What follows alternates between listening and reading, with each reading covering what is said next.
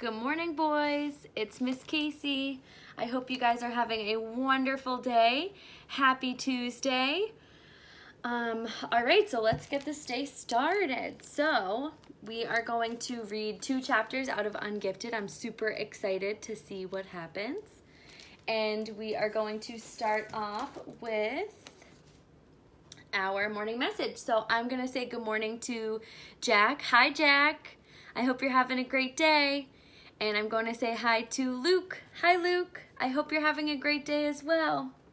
I'm not sure if it's raining at your house, but I just got stuck in the rain on a walk with the dog. So I was like, ran home. I'm like, I need to post this video and start reading this book because it's a little bit crazy outside. So to get us started, today our calendar sentence is, today is Tuesday, August 4th, 2020. And our weather today is cloudy and rainy. I'm not sure if it's raining near you, but it's raining near me right now. Today we have a high of 82 degrees, so it's still kind of muggy and it's hot. And we have a low of 67, so it might get a little cooler later today. All right, and our space fact for today is that Venus is the hottest planet. So its average surface temperature is 842 degrees Fahrenheit. That is hot. Hot, hot, hot. It is too hot for people to live on. All right, so let's get started with our next 2 chapters. So today we're going to read chapters 22 and 23 of Ungifted. And they don't seem too long, so it should be a pretty quick read aloud today. All right, so this chapter is Unseen, and it's Mr. Osborne.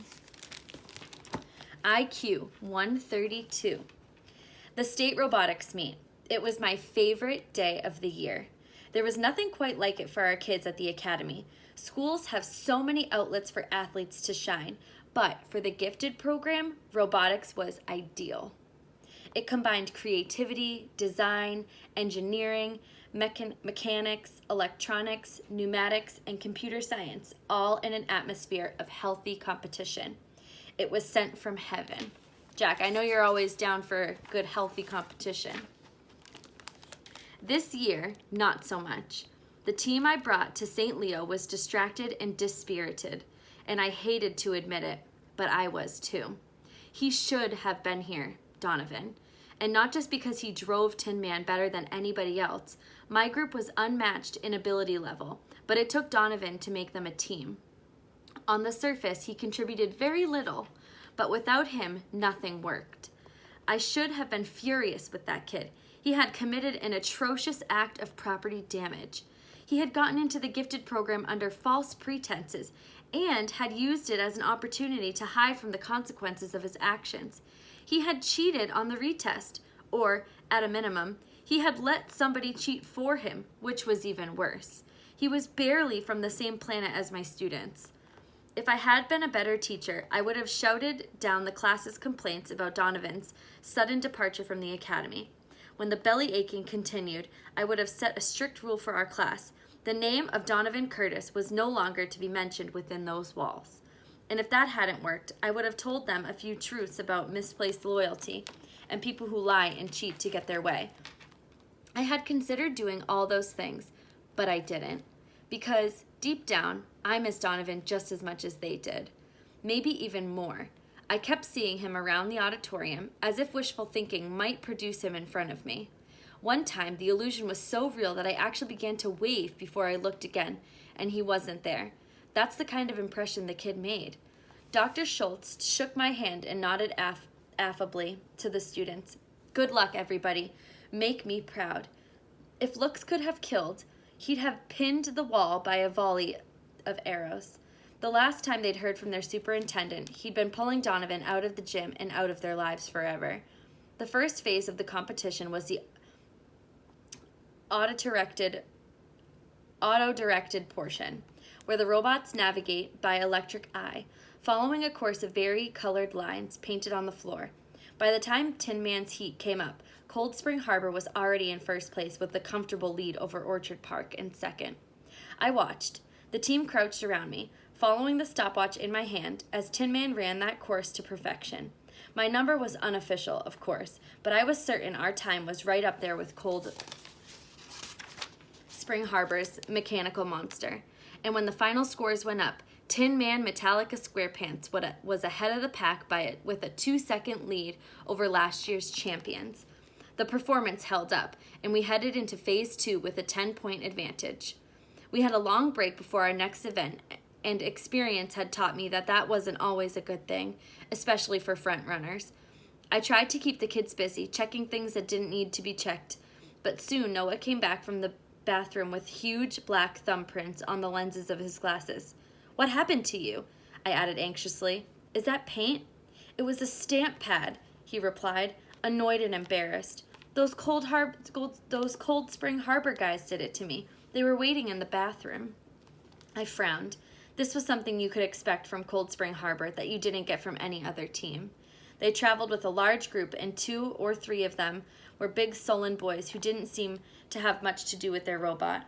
I think they were just there to be intimidators. They had certainly done a pretty good job of intimidating Noah. Abigail was so angry. "We have to complain to the judges. They shouldn't get away with this." "Take it easy," I soothed, handing her a cup of Eucalade. "They're just trying to get into our heads. And see, it's already worked. Forget about Cold Spring Harbor. We'll let Tin Man do our talking." But as the competition progressed, the human element became a bigger factor. Abigail was at the controller, and she was darn good. But it was impossible to avoid comparisons with the way Donovan had handled the joystick. He couldn't make Tin Man go any faster, of course, but there was a nimbleness to his driving, an economy to the robot's maneuvers. Every cut and turn seemed to be an inch or 2 wider than it needed to be without Donovan at the helm.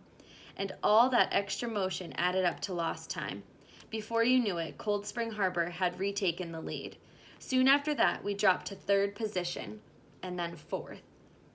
That was a cause for worry, because if Tin Man fell 1 more place, we'd fail to qualify for the final round.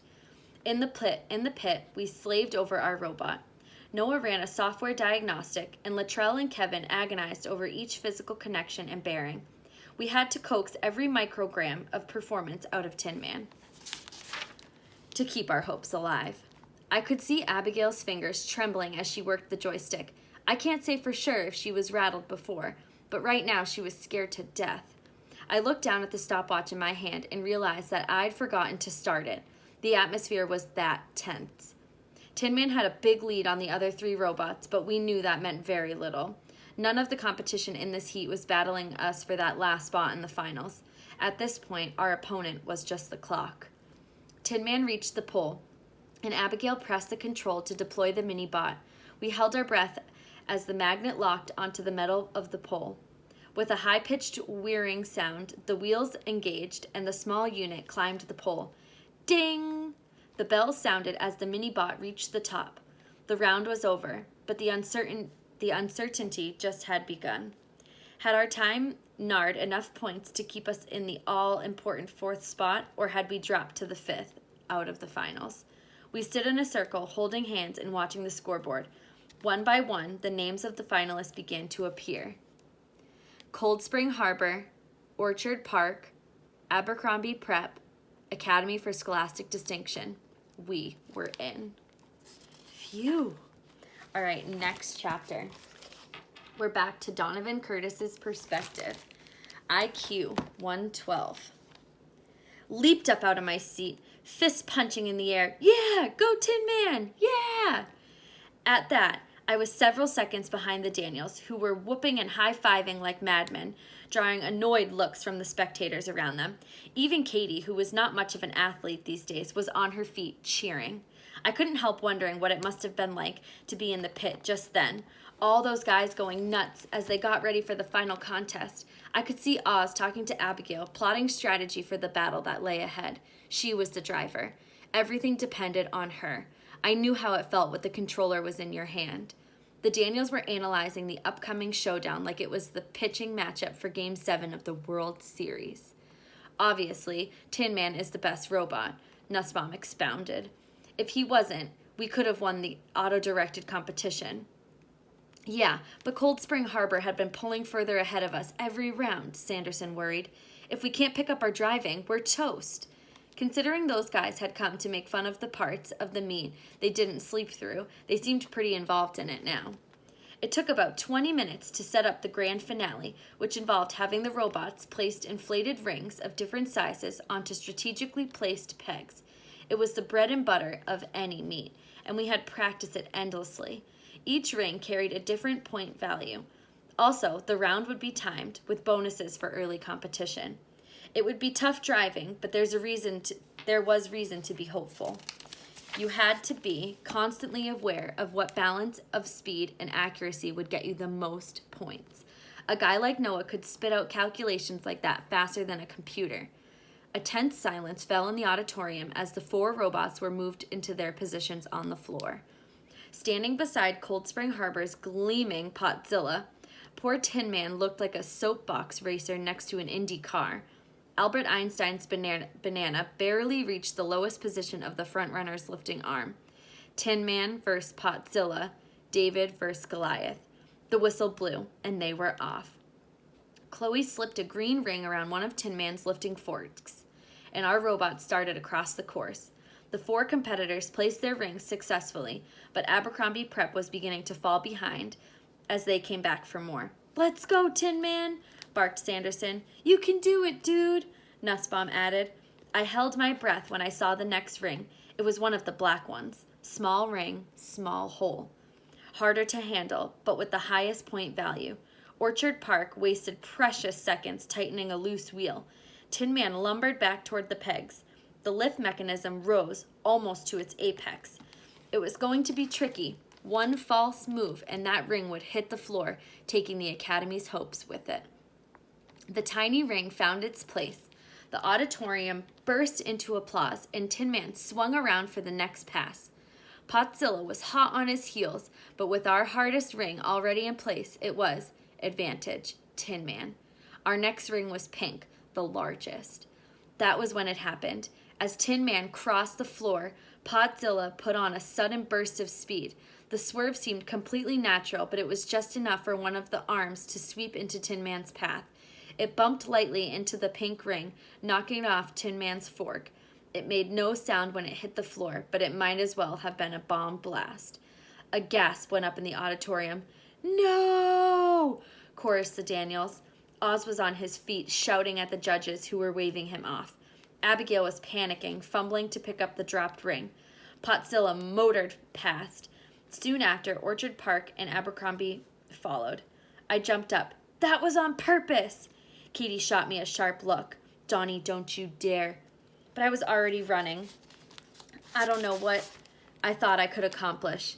At minimum, I had to calm Abigail down, talk her through the operation of picking up the fallen ring, get everything back on track. I pounded down the stairs and leaped to the floor. Chloe was the first to notice me. "Donovan?" One by one, the team members recognized me. Faces lift up.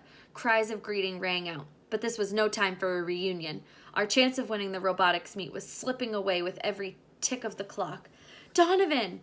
Abigail was last. Her eyes were huge, her expression desperate. I started shouting instructions, struggling for calm myself. "Take the joystick and..." She had a better idea. She thrust the controller into my hands and backed away, panting. What could I do? I lowered the lift mechanism, tipped up the ring, and skewed it with one of the forks. Then I delivered it to its destination, deftly raising it and placing it onto the peg. Wasting no time, I wheeled Tin Man around and headed back toward Chloe. She looked devastated, shaking her head tragically. I understood the message instantly. I was too late. Potzilla had already picked up the final ring and was headed toward the peg and victory. I saw red. After sabotaging us, Cold Spring Harbor was not going home with first prize. Not while I had the joystick in my hand. I drove Tin Man right into the path of the big shiny pot. "Donovan!" shouted Oz. "Stop!" Potzilla was bigger and heavier, but Cold Spring Harbor didn't know that Tin Man had a secret weapon. A powerful motor in the lift mechanism. One that had polished every floor in the Academy for scholastic distinction. A split second before impact, I engaged the forklift. Tin Man picked up Potzilla's bodily The larger robot's mechanism wheels spinning without traction. Absolute pandemonium broke out. The Cold Spring Harbor kids were screaming, but my team was matching them in volume. The head judge was blowing his whistle, but it could not be heard over the general din. Neither could Schultz, who was shouting at me from behind Chloe. Anyway, I couldn't stop now. Tin Man was a bundle of circuits, incapable of revenge fantasy, but I was all too human. Cold Spring Harbor's driver was trying to free Potzilla by thrashing with its lifting arms. I needed to act fast. Tin Man had been designed for competition, not combat, so I had to improvise just a little. I swiveled 90 degrees, and using Potzilla as a battering ram, I charged the scorer's table. Oz hollered, "Donovan!" It came out a 10-syllable word, but I was committed. The judges scrambled for cover as I slammed that big pot right into the steel-reinforced corner of the table. Potzilla bounced off, dented. One lifting arm hung limply, but its shiny bulk. The other reached for Tin Man with evil intent. I backed my robot away. A shriek behind me penetrated even the chaotic noise of the crowd. Noah bounded onto the scene. He snatched up one of the judges' abandoned chairs and brought it down, WWE style, on Potzilla's polished crown. Wham! And then again, wham, wham, wham! If the cybernetic pot hadn't been finished before, it was finished now. It wobbled once and keeled over, lying there, an upended cockroach, wheels turning like struggling legs. The auditorium had been rocking with excitement, dismay, horror, laughter, and outrage. But now that the action seemed to be over, a strange hush fell as people waited to see what would happen next. Considering the craziness of the situation, it was a strangely familiar moment to me. The impulsive act was over, but the consequences had not yet descended on my head. It was as if time had ground to a halt and we were all frozen there. What the future held, I couldn't predict, but I had a sense that it had something to do with Dr. Schultz pushing through the throng toward me, his face a thundercloud. A high-pitched voice suddenly cut through the eerie silence. "Donnie!" It was Katie, struggling down the grandstand steps. "Donnie, it's time!" I was so wrapped up in the insanity that I wasn't thinking straight. Time for what? Chloe wasn't like me. She was in the gifted program for real. "The baby!" she exclaimed. "Katie's having the baby!" Oh my goodness. The end. All right. This is such a good book. I hope you guys are enjoying it as much as I am. I love it. All right, so tomorrow we'll read chapters 24 and 25, and hopefully we find out what happens with the baby and possibly Donnie's consequences, because that does not sound too great. All right, boys, I hope you have a great Tuesday, and I will see you tomorrow morning for our next read aloud. Goodbye, guys.